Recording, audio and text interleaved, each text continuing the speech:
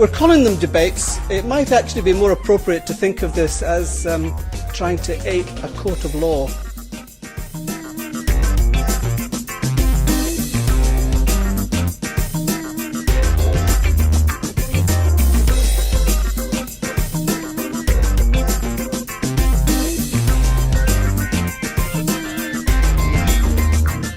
On this particular topic, it's public knowledge that what I'm speaking is what I think.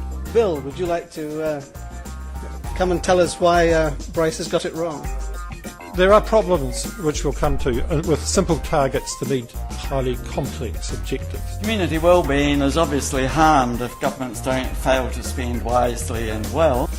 But GDP growth is just one indicator of the well-being of a nation, and not a very accurate one. Fiscal rules are necessary and have always existed. All simple rules are open to game playing. Wasteful government spending in New Zealand is enormous. The large increase in spending for 2009 could well have been just what was needed to cope with the very significant downturn of the global financial crisis.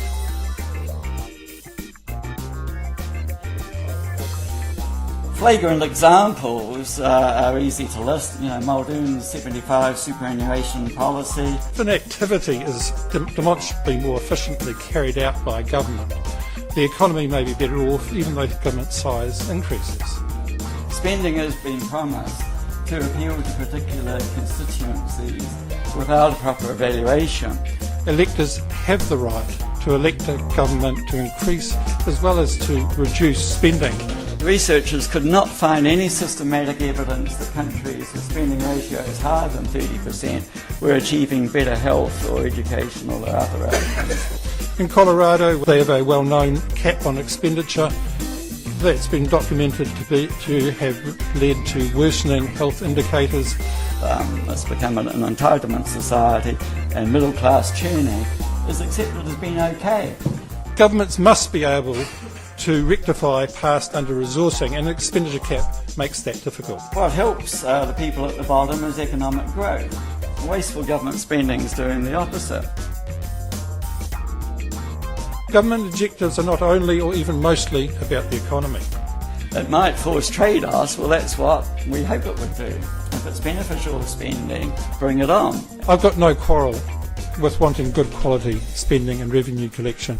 The question is, how do we encourage scrutiny that doesn't hog-tie governments or act as a Trojan horse for ideology?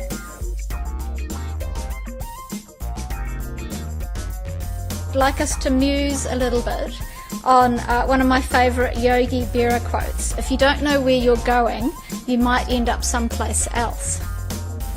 The economics literature on fiscal rules is pretty big. No fiscal rule is optimal for all countries, and all fiscal rules have shortcomings. But too much faith in the value of government spending can lead to a bloated government, inefficiencies, and more examples of the sort of fiscal policy pro-cyclicality that we saw over the past decade.